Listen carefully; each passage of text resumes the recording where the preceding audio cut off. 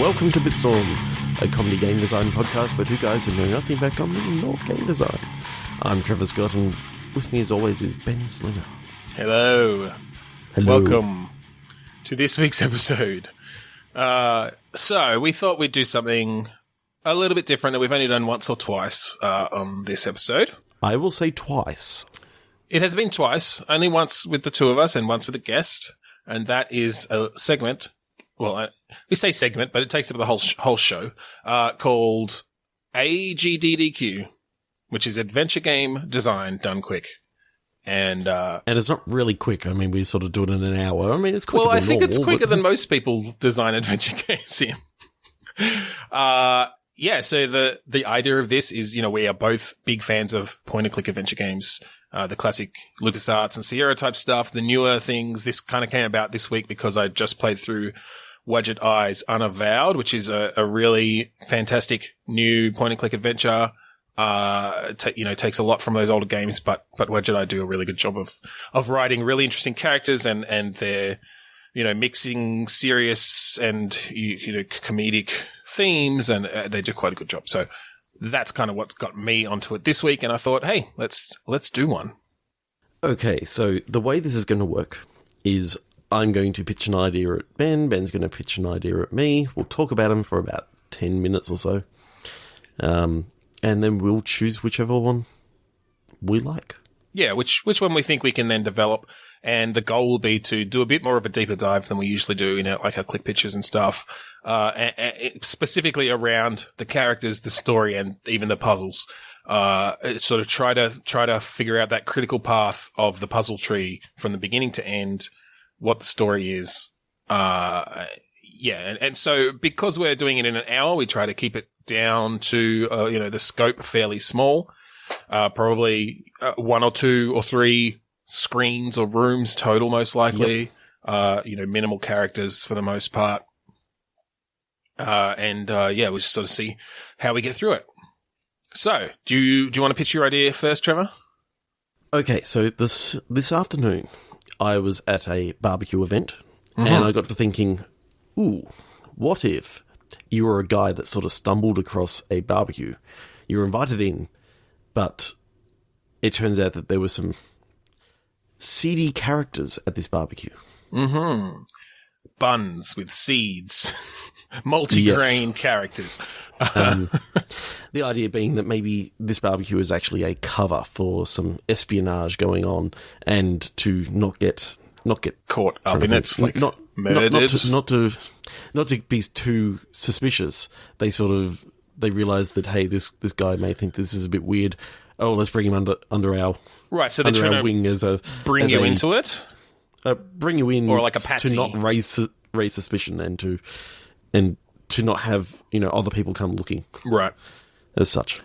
Okay, so when you said barbecue, and because you were at a barbecue today, I was kind of thinking it was a bit more of like, it's actually is a company barbecue for the company you work for, but there's just sort of these secrets and things that come out at this barbecue over the course of the day, that there's sort of some, corporate espionage or like insider trading or something going on, like something shifty amongst like the executives, and you sort of get mixed up in that as a low-level employee.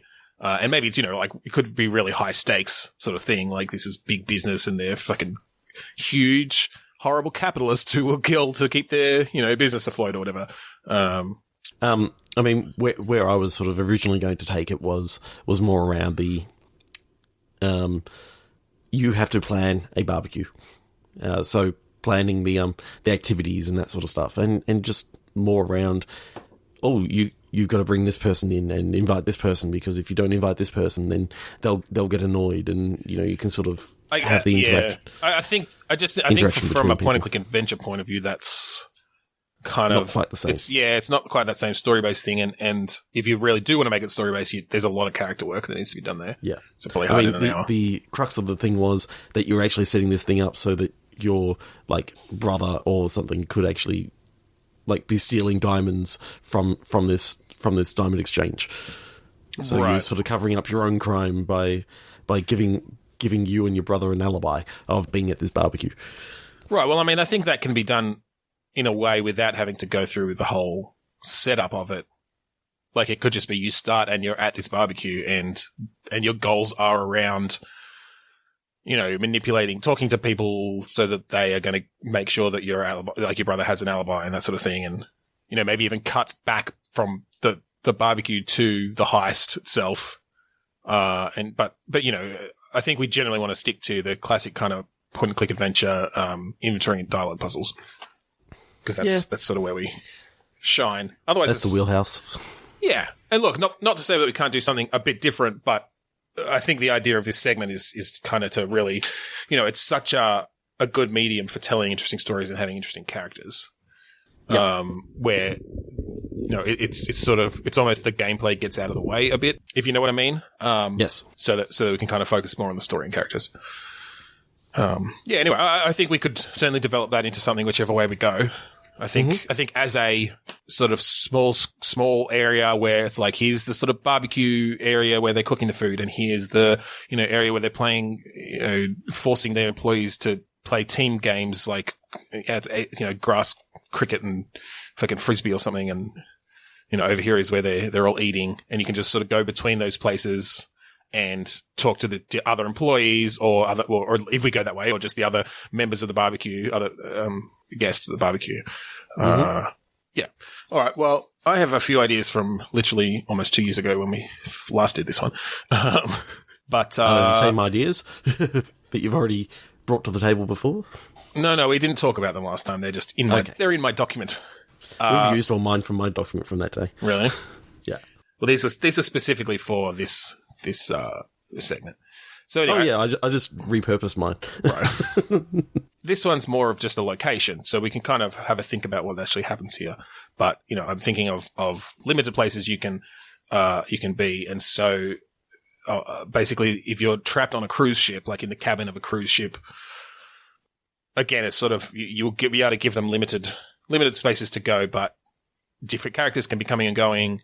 It doesn't necessarily have to literally just be the cabin, but you could have limited spaces on the ship that you can go and, keep it there. So, I don't know what sort of, I guess we need to think of what sort of stories you can tell on a cruise ship, what sort of direction we want to go with that. I'm just wondering if the story is something to do with, like, a revolt that is happening between the like, some of the cabin crew and the way they're being treated by the first class passengers. Okay, so there's a bit of a mutiny going on almost.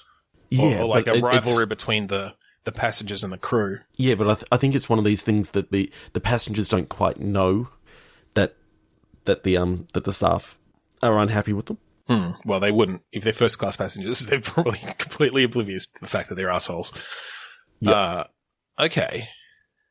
So do you play a passenger who, like, maybe you play a passenger who won a ticket or something, like, so they're not part of that upper crust, but they're still just a passenger on the ship, but so they can, like, relate to the crew a bit better. Or you could just play one of the crew, or yeah. So I'm starting to wonder. Okay, to keep the scope a lot smaller. Yeah. Could it be that this is a very exclusive sort of cruise?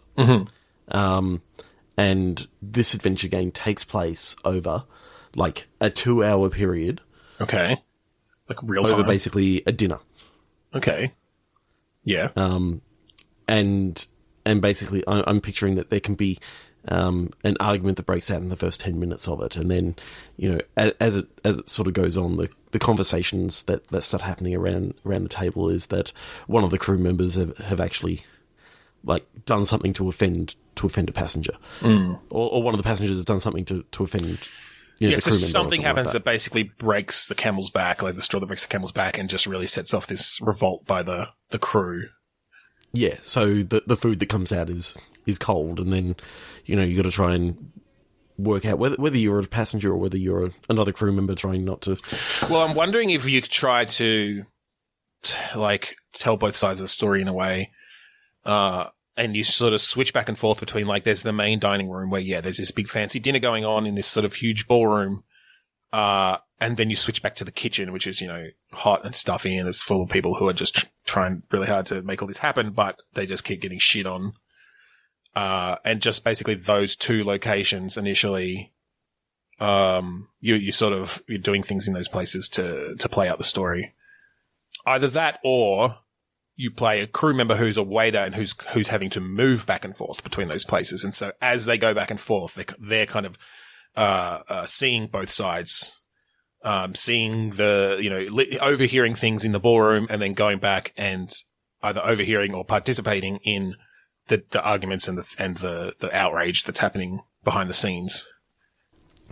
Okay, rather than the waiter, what if you were the maitre d'? Or maybe like the what do they call it? The cruises have the activities manager or something. Like you're one of the activities managers, where you're supposed to really get on with the guests, like you're kind of their host in a way, on the cruise, but you're still one of the crew. And yeah, you could do some interesting things. I think obviously we want to somewhat minimize the number of characters. So I think I do like the idea of this person who is going back and forth between like one table out in the ballroom that has a fixed number of people on it, and behind the scenes, whether it's the kitchen or some other prep area, to the rest of the crew. So you are kind of going back and forth. The table is the captain's table. So you've got basically a select few guests who have been asked to dine at the captain's table. Yep. You've got like the lower class passenger who won his ticket, and his story is that he gets to have dinner at the captain's table every day because that was part of his prize. That was part of the prize, yeah, for sure. Then you've got the activities manager who you are, who also gets to sit at the captain's table, because I'm thinking that maybe the activities manager is actually the captain's daughter.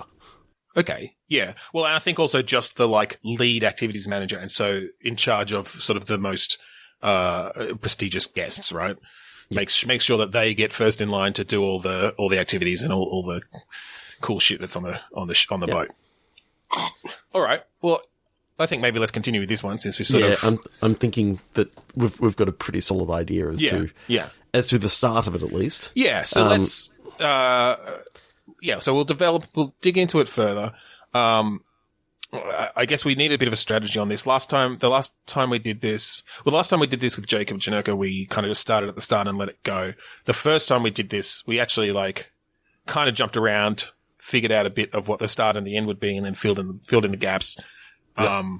Do we want to sort of think about what the climax is going to be? Yeah, I think one of the biggest complaints I had, not that anyone actually complained about it, but one of the biggest complaints I had about the second episode is that like the ending was rather weak.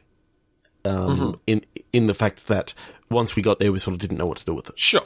So I think if we could nut out the actual story as to where we want to finish it and have a definitive place that we need to finish it at. Yeah.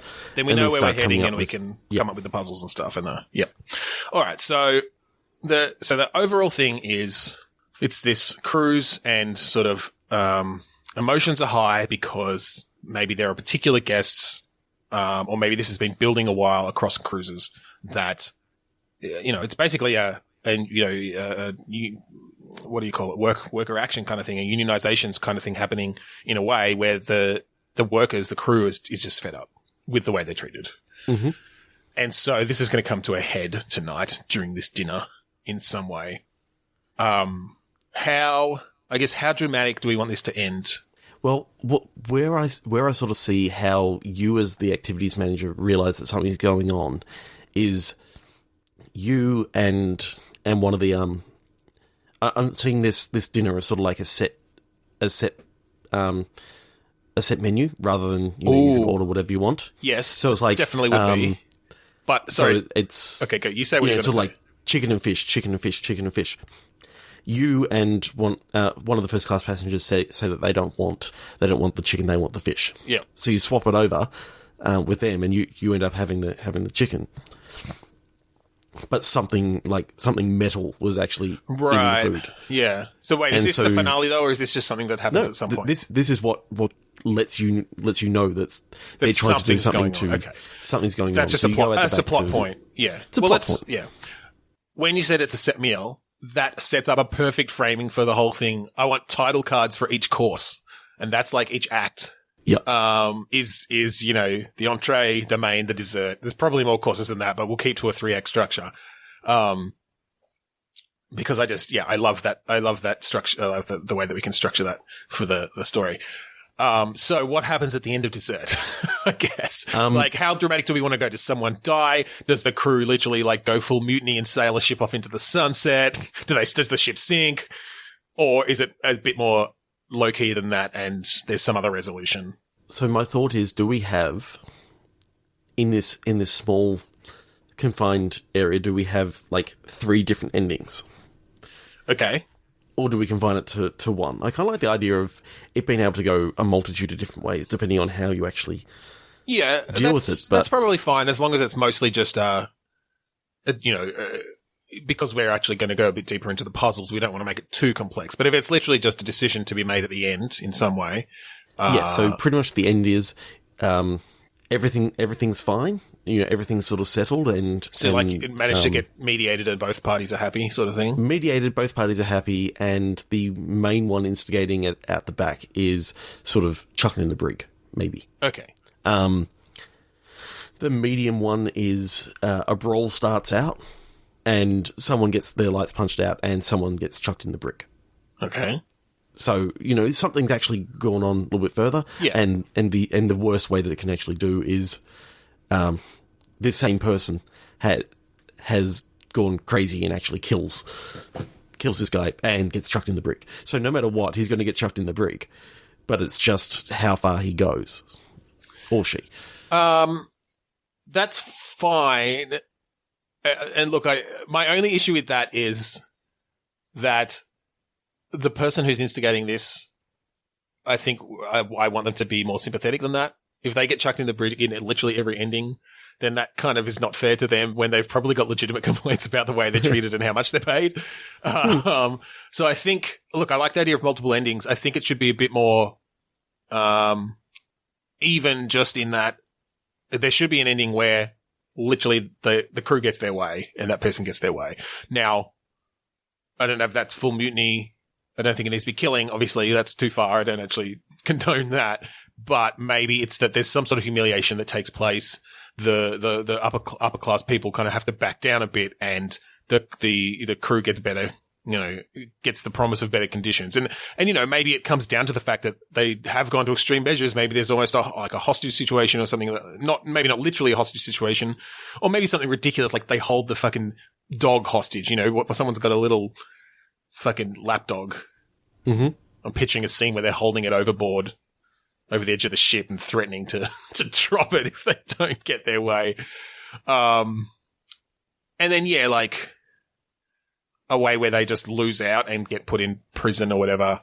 And then sort of a middle ground where both people compromise in some way without it going that far. Okay, so these are the scenes that I'm picturing, or these are the different sort of, if you're talking about a 3D adventure game sort of thing, these are the different areas that I think everything's set in. All right, I was picturing more classic 2D, but we can do a 3D. When I say 3D, I'm talking... Oh, you just mean there's depth to it. There's depth to it. Okay. It's a Monkey Island style thing with maybe a little bit more King's Quest of being able to walk behind things rather than necessarily just on a 2D plane. So I picture that you got the captain's table. Yep. You've got the dance floor and band stage. Okay. You've got a adjoining balcony. Yep. That sort of looks over into the ocean and maybe looks off the back of the ship. Yep. I kind of like the idea of being able to stand out there and you actually see like the 2 lanes of foam as you the wake. See it. And then you've also got the kitchen where like all the wait all the staff crew and the prep yeah. So they're my 4 sort of rooms that I'm seeing. Yeah, I think that's good. I think we might have to make the back room, the kitchen, kind of I'm picturing one of those sort of long rooms, like it doesn't fit on a single screen, but you sort of maybe got the kitchen at one end and it kind of goes into a separate prep area. Storeroom and... Yeah, something like that, just so you can fit a bunch of characters in there without them overcrowding. There's one little area. Yeah. Because I think we need at least, and we're not going to figure them all out tonight, but you'd probably have, 3 or 4 or 5 characters back there. So I do really like this idea. So yeah, let's stick with those as the ending. It comes to a head, and then there's some sort of decision to be made to either, somewhat extreme in one direction or another, or it manages to get mediated to a compromise. What I like about the character that we've come up with is they really are stuck between the different factions in different ways. Yes. And what I think would be good is if they're starting a romantic relationship with the contest winner. Okay. Because that gives them an ally, but that person's still part of the, he's a guest, they're a guest, on the cruise, and they've made friends with all the other people at this table. Maybe this is like the last night of the cruise or something. And so, through discussions, you can actually, bring up, some of the awful things that this person has done in like a flashback sort of thing. And then you can go question the guest about that, and they have a different take on what actually happened. Yeah. So and look, you've got to sort of... It's hard. It's hard because I sympathise with the crew in this situation. I agree that we'd have the guest side of it as well, where they're not seeing it as anything bad. But I think in general, it's probably is going to be that this crew's been mistreated, at least in some way. I really like the idea that throughout this whole dinner, nothing's actually happening from like your perspective. You're seeing, the first class passengers are pretty much ignoring the crew, but they're not being mean or causing anything to them. Everything seems to be coming on from the crew side of thing. Like they're putting metal shavings in their food and all that sort of stuff. But when you go and question them and talk to them, you start hearing about all this other horrible stuff that's happened. Yeah. Yeah. Well, I think, okay. Well, let's come up with some of the characters. And we're not going to go too deep into some of the side characters, but I think the main characters, the 3 main characters are obviously your character, who, I think that's fine. Daughter of the captain, head activities manager. I like the idea that, they're having starting a romantic relationship with the contest guest, but they're part of the crew, and so they're friends with all the crew. And so that really puts her in the center. And then you've got the contest winner, who I think is an important character because they're kind of also going to be, they're a bit more sensible, obviously. They're not rich. They're not used to being served on, but they've made friends with the other guests. They've treated the crew well, but an ally of the main character. And then you've got sort of the leader of the person who's leading this on the crew side, who's kind of leading this revolt, who should be a strong character as well. For some reason in my head, I'm getting this idea of this, either French sort of guy or, I'm trying to think of what other nationality, but I'm getting the name Manuel sort of in my head, that Manuel's just been mistreated the entire time and he's sick of it. Yeah. Maybe. I feel like that's maybe a little bit cliche I feel like that's kind of the disgruntled butler sort of trope or something. Oh my God. What is, it's the waiter in The Simpsons. Chowder. Well, I was thinking actually maybe the head of the revolt is a woman as well. And so she's kind of kicked that off. Because then you can do some interesting things about the way women are treated as well. You could have, maybe there's someone on the crew who's like, whatever, like, this is no big deal. Like a man on the crew. And it's like, you don't understand, like, there's sort of sexual harassment stuff that happens as well. And they get patronized. And so I think that makes sense. This is maybe stereotypical, but I know that it's often common. Like, I'm maybe picturing her as Latina. I don't know. What do you think? I do like that idea, because you can go down a few extra paths in story. Yeah. So we haven't talked about the 2 first class guests that are. Yeah, I think that'll be pretty much being important too. I think I was picturing a few extra guests more than just. Oh yeah, a couple. I think you got a couple of extra guests, but I think there's two main guests. Like a couple. I'm picturing a couple, like a guy and a lady. I'm picturing that Should we start coming up with names? I'm just trying to think, because I almost want this lady to have all the money, and basically the guy is the gold digger. Okay. Like the husband. Maybe is she's the gold from digger. some like rich Indian family or something and has come over to wherever this is set, presumably a more predominantly white country. And so, yeah, I don't know. I'm picturing some rich Indian family, like from family money, this rich Indian woman has come over and there's this, sort of gold digging American husband,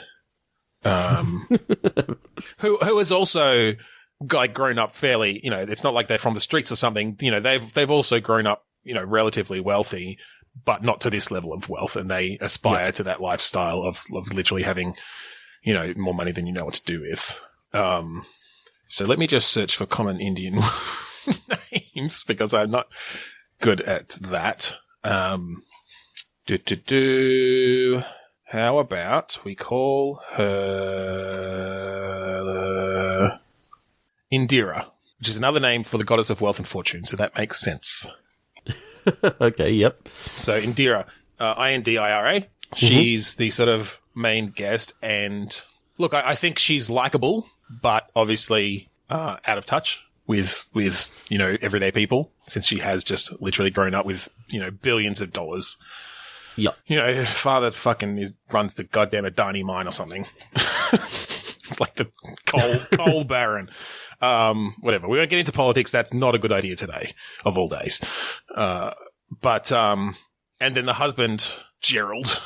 Gerald does sound like someone who's come from money, though, so... Well, his name's actually... he changed his name to make it sound like he was more upper class. His name's actually Gary. Jeffold. Gary. All right, yeah, Gary. So Gerald and Indira are the sort of two... The two people on the captain's table who you deal with the most. And then what's the name of the contest winner? Well, I suppose the question is it a guy or a girl? Yeah, look, I think it's... look, I'm obviously happy to have that be either. I was more thinking, I was wondering if you can choose the gender of your main character. And whether that... I guess it depends how strong a character we want to make that main character, or whether it's like how sort of definite a character. I mean, there's probably nothing in the character that matters whether it's a man or a woman. So I was thinking maybe the contest winner is a man, but the main character, the activities manager, can be a man or a woman depending on what you choose. Okay. Or you just keep it... I mean, to really be fair in a game like this, you could have them, choose the way they look and then choose which pronouns they want to use. But to account for non-binary as well. But that is a somewhat unfortunate limitation of games in some way. Look, hey, this is an imaginary game. Fuck it, you can do that. We're actually going to make it. So I think you can do any combination of basically you fill out like a Firewatch style questionnaire at the very start. Yeah, and that determines what what your pronouns are going to be, what somewhat... what the contest winner is, and... Well, no, I think... Yeah, I guess. I mean, I'm not too... Because we're telling a story here, I'm not too worried about, we need to account for every type of relationship. I think it is nice to have options, particularly around the main character, but it does get difficult in a game like this to account for that variety. Having said that, Unavowed did a fucking incredible job of giving you options along those sorts of lines for this sort of point-and-click adventure game. So do you own that on Steam, do you? Yes. Yes. Okay, good. Yes. Very good. Look, there's 3 different origins, but you can play a man or a woman. I'm going to play through it again because I really want to know how it changes things, because there were so many things that called back to my origin. Cool. And on there's 6 different kind of major missions, and you can take 2 out of 4 of your team members on each mission. And for the most part, it seems to cater for it. You get appropriate dialogue based on who you've chosen. It's really impressive. Anyway, play Unavowed. Avowed install. All right. So anyway, all that to say, I think the contest winner, we'll just make the contest winner a man. If you end up playing someone who identifies as male, then it's a homosexual relationship, I guess. It's not important. But I think just from a character point of view, we'll set that as a man. And that's probably, and then however that romance plays out subtextually based on the different genders is fine. Cool. I like it. What's his name? I'm getting the name Paul in my head. I think that's a very... Yep. I think a Paul would win a contest. That's fairly sort of just middle-class, standard guy. Yep. All right. Paul is the contest winner. And then the... Are you writing all these down, are you? I'm just putting them in a document so I remember. Okay, cool. We'll maybe just not even... We probably won't address our main character by their name most of the time because we'll let the people choose it. It's pretty easy just to not address it. Paul just calls her darling the whole time. Yeah, him or her, whatever. Him or her. And then the main crew member, we'll have to come up with a name for her. Maybe Lydia. Lydia, sure. I don't know why it came into my head, but I'm just like, ooh, Lydia. I like that name. All right. The only thing is, I'm not sure it's particularly Latinx, but that's fine. It's a Hebrew. That's all right. It's let's see where that name comes from. It's Greek, so that's all right. She can be Greek. That's fine. Yep. All right, Lydia. All right, so we've got sort of the main story points and the main characters. So let's sort of try to figure out how this plays out. I really like this idea of the acts being the courses. So does it literally just start on like a title card of entree, or is there a sort of a preface of sorts?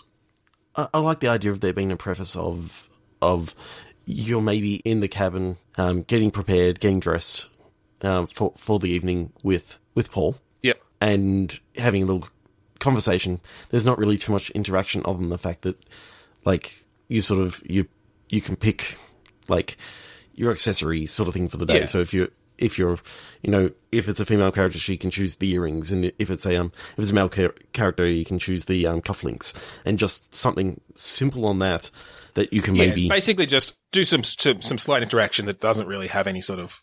It doesn't have any. It teaches you how the inventory system how the works, inventory and the interface works. how the dialogue system works. Just a nice and easy. Yeah, I like that, and it can introduce a bit of their relationship, and so you have some, have obviously a couple of dialogues in there, and they're sort of just helping each other get ready. Mm-hmm. That's good. I like the idea that the main character is already carrying Paul's cufflinks for some reason, and so that kind of teaches you a bit about that, and to look in your inventory for things you've already got. So that's a cool way to open. Yeah, and then. Well, and I think maybe we show some sort of mini vignettes of the other areas as well. So you see like Gerald and Indira in their fucking luxury cabin too. And just like some snippets of conversation between them, perhaps to sort of semi-introduce those, maybe some other random guests, and then also some of the crew. You see them kind of getting ready, preparing the dinners, and then it cuts to the title card of entree, and it's just at that main table, and sort of everyone's, well, maybe not everyone's there initially, but like people sitting down. What I'm liking is that the captain's sitting down there at first, but he gets called away very quickly. So even though it's the captain's table, he's been called away to some emergency somewhere else. Yeah. Then he can sort of not be involved in most of it. Yeah, I think maybe pops back later or here and there. So I think there's a little bit of preamble when the dinner gets served after you've been sitting down, and there's been a little bit of conversation going on, whether it's sort of visual novel style of not too much interaction, you're just sort of getting some basic I'm picturing it a bit as, again, more of the classic point and click where you've got modes. You've got one mode where you're able to kind of move the mouse around, look at things, and there's some conversation, like non-interactive conversation going on in the background. So like maybe a couple of people at the table are talking and you sort of see that coming up and they're just sort of background talking. And then you can click to talk to each person as well. And there can be a bit of a conversation tree, about some of the things that have happened, and you get a bit of backstory there. So I'm picturing that the entree gets served. You bite into it after the swapping thing sort of happens. Right. Yeah. And that's when, as soon as you bite into it and you're like, oh, I think I cut my mouth. Bang! Up comes the title card of the entree, and yeah, okay, and it's I like that. And so then it's like, okay, you've got to try and work out what's actually happening. All right, and so that's going to be the start of the real puzzles. So let's dig into that. So we might even have some interaction where you kind of look down at your food and you get one of those kind of hero shots of the food, as in like a close up of the food, and, you just sort of click to move some pieces aside and you see, there's like metal shavings in there. Yep. And the sort of metal shavings I'm picturing is like if someone's sort of been cleaning a pan with like a scourer and you just got those so it's sort of steel wool sort of things. Right, okay, yeah. So it's not like someone's actually, gouged out part of the pan. No. It's sort of small, mostly dusty kind of bits, but some longer, sharper bits and yeah. That's fine. It's enough to hurt someone and make them uncomfortable but not kill them, right? Yeah. Or really make them sick necessarily. So I think she hides it, obviously, from the rest of the guests. I don't think you've got a choice there because your instincts are to not panic them. But maybe you can have a discussion about it with Paul and choose to either bring him in at this point or not on the knowledge of it, or you can just kind of excuse yourself from the table and go see people in the and I think you go to the kitchen, and so that introduces your character, your few like 3 or 4 characters in there, which you got your main. Yeah, so you've got Lydia and she's almost waiting, right? Or maybe we get in there and she's like peeking through the door. Because she's watching to see what happened. Yeah. And maybe she didn't notice that you switched meals. And so I guess you probably talk to her immediately and confront her about it. Well, I wonder if you confront her or if you can choose to sort of investigate somewhat first. I don't know. I guess it's more, does she try to hide it? I don't think she's trying to hide. I think she goes, I think we've got a little bit of a problem. I hope this isn't the same for everyone else's dinner. But my dinner had some steel wool bits in it, so just keep this quiet. No, I meant does Lydia try to hide it, or does she own up to it because she's so outraged? No, I think that's something that can be revealed in like the next part, like okay. So maybe you don't see her the main meal. Maybe you don't see her peeking through the door now, then, because that makes it too obvious. But maybe she's near the door. I like the idea that if you click across, you may notice that someone was peeking through the door, but you don't know who. Okay, but they could just. They could just be checking out what's going on. It's not necessarily suspicious. Okay. Yeah. At this stage. Yeah. So do you look, is the puzzle now to kind of find out where this steel wool came from? Like, do you look around the kitchen to try to find evidence of it? Yeah, I think it might be a good idea to actually, do a little bit of investigation, a little bit of discussing who cleaned the pan, who dealt up this food for this person. Then like you talk about come back to who's which waiter is on that table, who prepared the food, and you get a few names who are just basically side characters, and you maybe get the opportunity to talk to them, and kind of get some evidence. So I guess, is this puzzle going to be mostly dialogue based? As you I guess what's the goal of this puzzle? What are you actually solving here? I think what you're trying to do is basically ascertain that it was an accident or not. Okay. And I think you can then have your little conversations and find out a little bit about what's been going on, but not too much. Yeah. You give some hints about that some people are disgruntled. Maybe some people are showing it more than others. Yeah, I think at this point Lydia is just showing herself to be a bit of a leader, but not necessarily that she's leading this revolt. And maybe she even talks about how some of the crew's upset. Maybe she's trying to shift the blame from herself onto someone else who's a bit mouthier, but hasn't actually done this. So I think the end to the entree is that you get Lydia to actually own up to the fact that, it wasn't meant for you, or own up to the fact that she's got a grudge against the. So who was it meant for? Gerald? The people. Or is it someone else at the table? Because actually I was thinking it'd be good to have... It's either Gerald or Indira, but because I like the fact that, they to make them happy, she happily swapped their food between them. I think the waitress for the table should actually be Lydia, because then Lydia has placed down certain food on the table. Well, but then she would have known. People. Oh, I see. Yeah. Yeah. Okay, but you switch it after she's gone. Yeah. Switch it. Yeah. Okay, that's fine. I was thinking about about the guests at the table. I think there should be a guest at the table who is a real asshole and obviously horrible to the staff, to kind of give you it's like, oh, well, that guy's obviously an asshole. To sort of put that someone at the extreme. But then as you talk to the staff and stuff, you find out, the things that Gerald and Indira have done and other people as well. They're just really treating him like shit. And well, how about this? I always like a story with an unreliable narrator. So maybe one of the things is they tell you a story about one of the guests at the table, and in your mind you just picture it as this asshole who is doing this. So you run through the so scene. they don't tell you who it is. They don't. They just say one of the people at the table has been doing this, and so when it goes into the flashback, you or your character, pictures what this person looks like, and it's the arsehole at the table who's been like annoying the hell out of. Well, I wonder if you don't even character. do it as a flashback. I wonder if you just do it in the dialogue, and like Lydia, tells you about. And maybe, I don't know if she's hiding the identity on purpose. Maybe she is because she doesn't want retribution about it. She's worried about coming forward, but she tells you, look, someone at that table, did this horrible thing, whether it's some sort of sexual harassment, has been grabbing her ass and calling her, whatever, propositioning her or something. Yep. Basically, using his position of power against her, as what happens all too often. And so, yeah, as the player, you probably expect that at this point, with what they know about all the other characters, that it's the arsehole. And maybe you've who's been annoying the hell out of you. That's whether it. it be like maybe he's already, even during this meal, has said some sexist stuff and proven himself to be, pretty misogynistic and willing to do something like that. Yeah. But after you've heard this story, you can go back to the table and you can start talking to people and maybe sort of trying to bring that up in conversation in some way, like this particular event.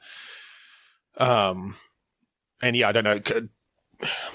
Because like, I'm all for dialogue puzzles, but I feel like there often needs to be some level of like presenting evidence or actually solving something with an inventory item that you've picked up elsewhere. Yes. Is there some sort of smoking gun we could use where, something in their dialogue triggers, the idea that, but I've got this other evidence, which means it was you or something. Yeah, I'm just not sure whether that's great for the first act.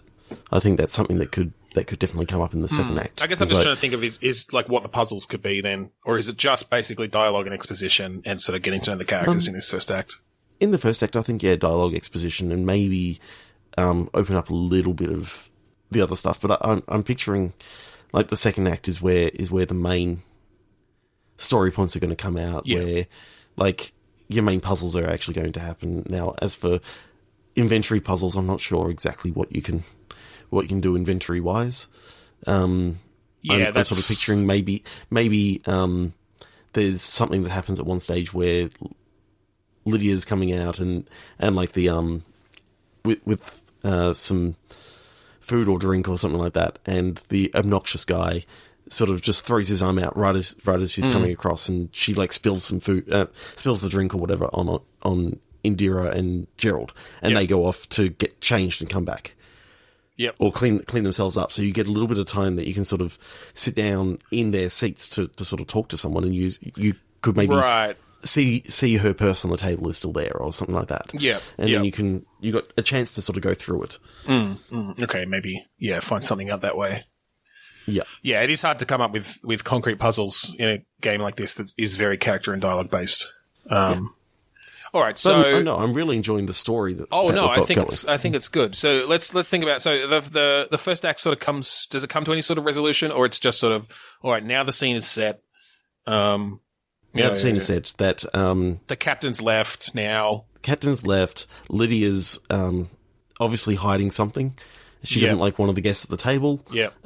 You think that it's the obnoxious guy because he said lots of stuff, but obviously Indira and Gerald seem lovely to you, but Paul's not too obviously sure. Out of touch and too rich for their own good, but generally like nice people. Paul, I think, Paul is just on your side, kind of someone for you to talk honestly with, in some ways. I mean, and maybe there's obviously a bit of sexual tension there. There's a bit of this is still an early relationship, but like you get on well enough that you can kind of discuss things in confidence with him. You sort of can whisper in his ear about the other guests and stuff. And I see it sort of like if you remember Sam and Max, where you can talk to Max occasionally just to get his opinions on yeah, some yeah, yeah, bits. absolutely. So- And actually, Unavowed did that really well as well. Like, at any point, you can talk to and say, like, so what should we do next? And there'll be a context-sensitive hint, basically, of, oh, maybe we should, check this out. So, yeah, I think, you can do that well, where you sort of talk over some of the things that have happened and get a sense for what you should do next. I think in the main meal section as well, is where like the band comes on at a certain point. So then like Indira and Gerald get up to have a dance. You and Paul can have a dance. The obnoxious guy, like, I don't know, just he's getting too drunk. He's getting and all too this drunk. Sort of I was stuff. about to say that. I think he just sits there and the drinks on his table like pile up.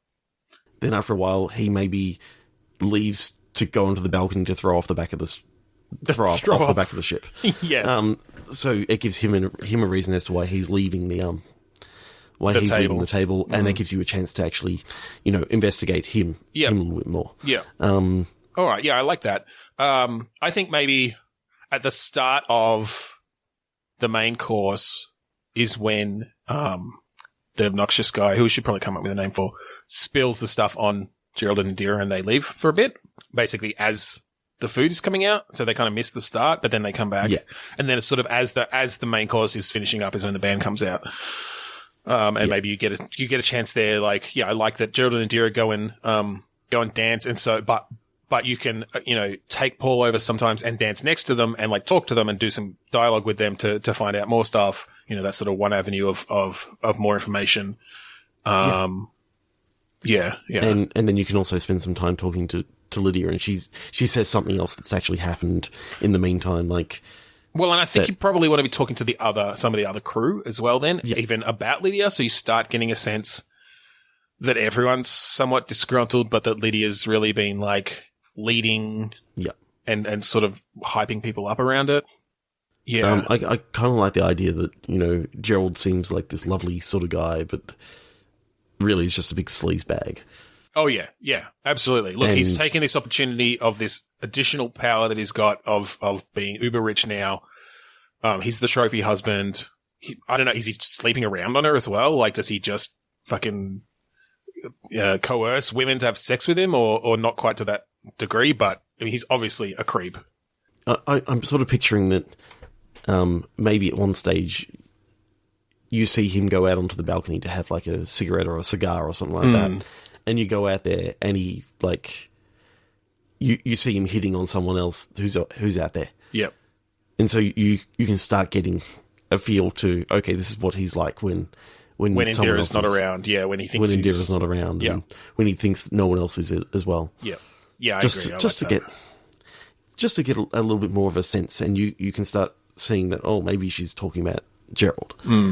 I wonder, because you could make this quite dramatic by the end, like, if he actually got drunk and like forced himself on Lydia or someone, like actually raped someone, like that's obviously kind of a reason for all that to really come to a head and to find out that he really is this like horrible person, real sleazebag. And if you don't actually do something soon, then really put some additional that's what's really brought this to a head is. Obviously it's horrible that they're putting up with just the harassment and the being hit on and being groped, but it went even further. And that's really what's pushed things over the edge. Maybe it's not Lydia. I think maybe it's someone else on the crew that she's protective of. Yeah. And who told her in confidence what happened. Yeah.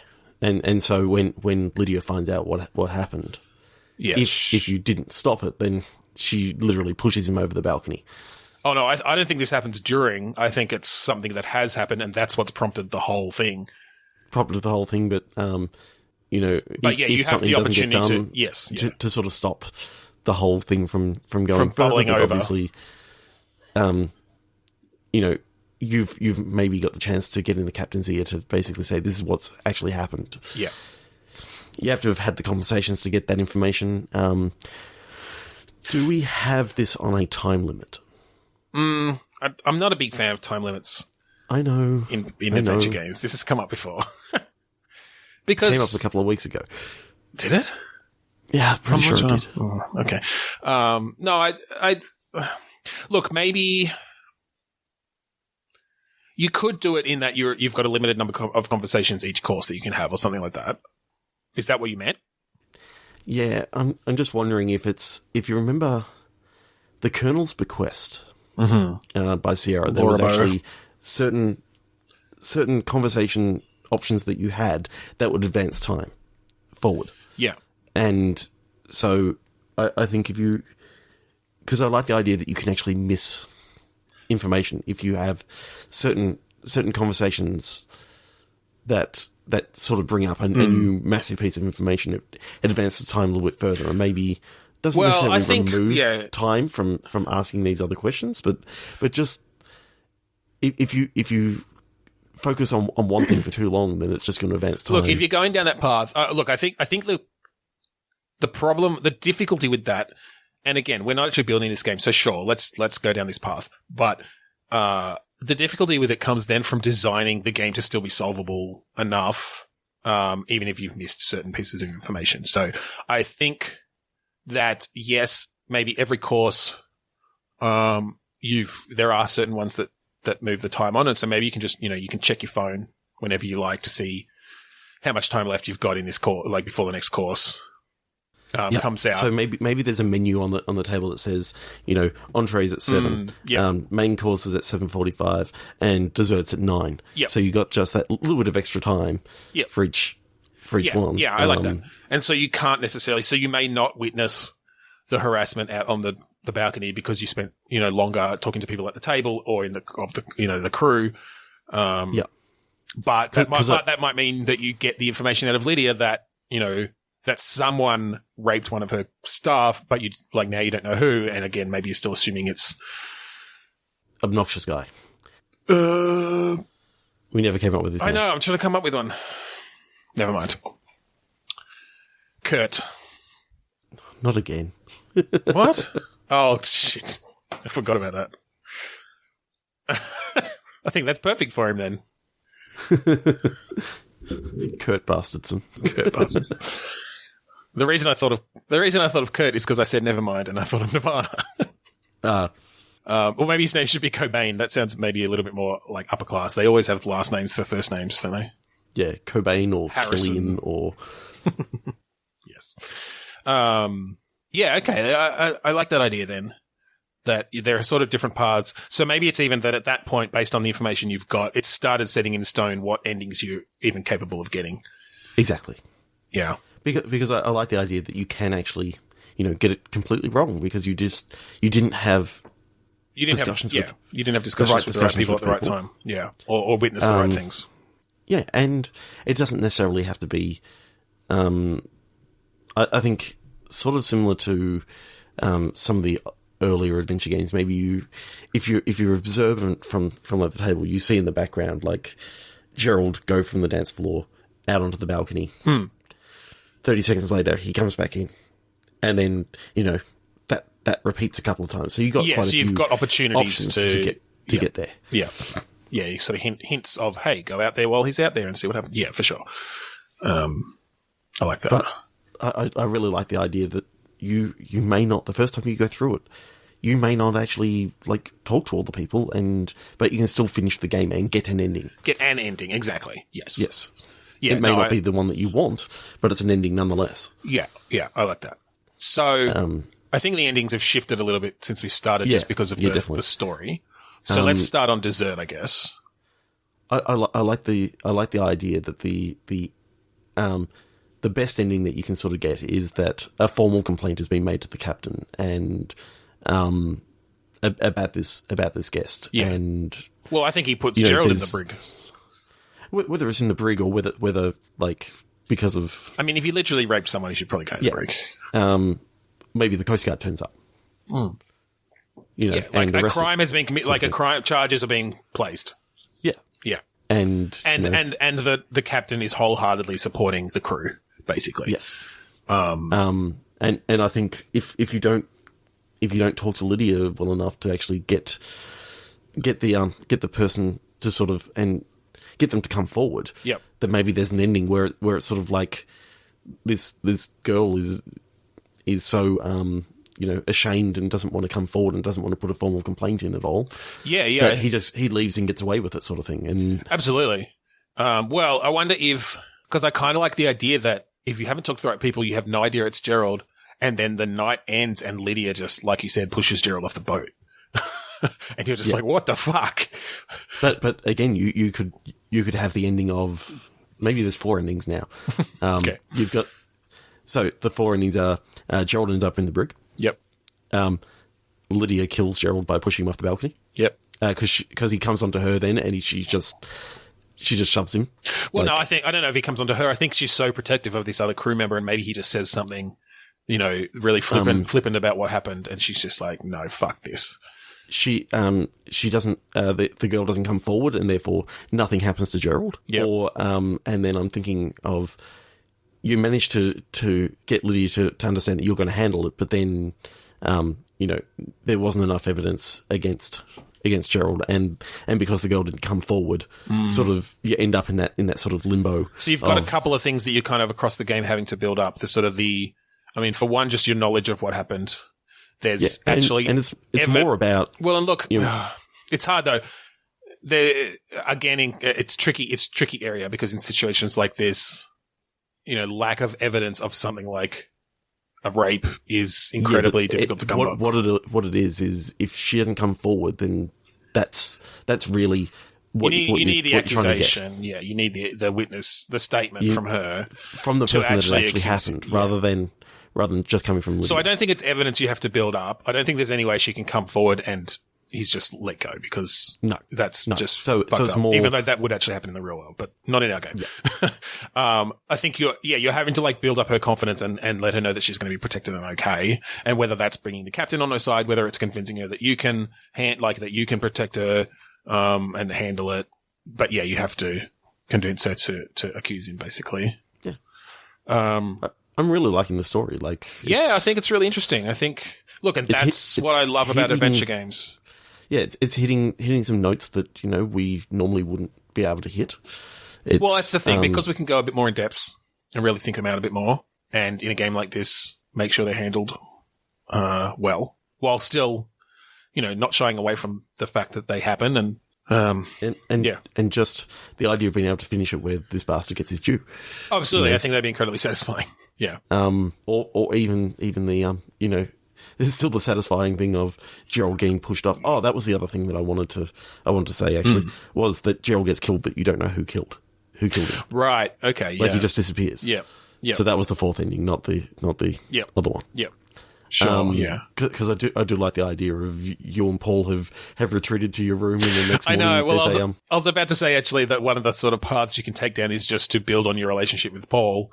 And somewhat ignore everything else that's going on. And obviously I think there's still puzzles you have to solve to progress the game forward, but it may be just that you didn't have that information. You think it's all settled, and then the next morning, you wake up and... Well, I think one of the things that you can choose to do at the very start is, whether you swap the food or not.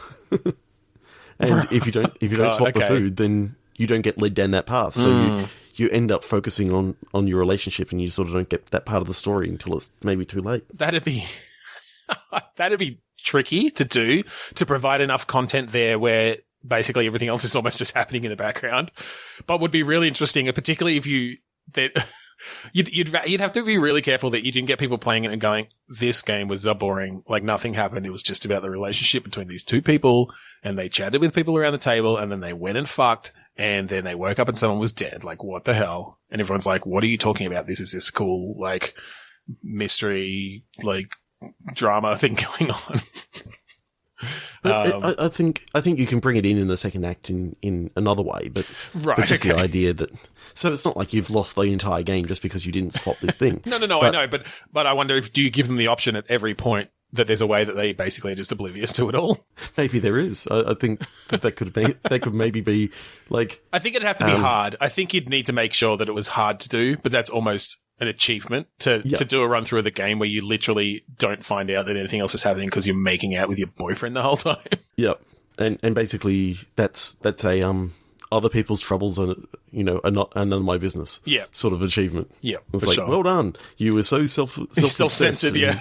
Self-absorbed that you just didn't even notice. Yeah. That, all this story happened. Did you even, enjoy it? Yeah. Do you just really like watching pixelated characters make out? Like, what's going on? Yeah, look, that was fun. I really think that would be an interesting game to write and figure out the different paths through, like figuring out those puzzle trees and dialogues, and sort of the interconnected things. Everyone listening today has enjoyed this. Yeah, look, it's a bit different. We don't do it all the time, as you can tell. We've done it twice in 89 episodes. But look, hey, if you enjoyed it, let us know, because I actually really enjoy doing these episodes. I know I know at least one of our listeners enjoys these episodes, because he's still talking about Blind Reflection, which is another reason this week that I wanted to do this. Hi, Michael. Yes, hi, Michael. But look, I'd like to do them maybe a little bit more often. Hopefully people enjoy them. Maybe not so much with guests, because I don't think they get our... I think that's a bit harder, yeah. I think with guests, it's better to be doing Quick Pitch, where it's a bit more... We can be on our toes and be switch. And... Yeah. But no, I quite enjoy doing these. So, yeah. Hopefully everyone else enjoyed us sort of working through this, and I think we've come up with quite an interesting story from beginning to end that really could make an interesting point-and-click adventure game. Yeah. Maybe I'll go pitch it at Dave Gilbert from Wadget Eye and... Well, you can pitch it at Ron Gilbert from Terrible Toy Box. Although there are some pretty good Gilberts out there in the point-and-click adventure game space. Yeah. No, Wadget Eye would kill a story like this, though. Oh, yeah. The writing and the different characters and stuff and the different paths through. Yeah. Fantastic. Awesome. Okay, I guess we should finish this off. I think we should. So, thank you again for joining us this week on Bitstorm. If you want to find us on the internet, we're on Twitter, Facebook, and Instagram, Bitstormcast on all of those. We have a Facebook group, facebook.com/group/Bitstorm. We're on YouTube, search for Bitstorm or Point Click Repeat. We haven't put anything else up there yet, I don't think. No, not for a while. No.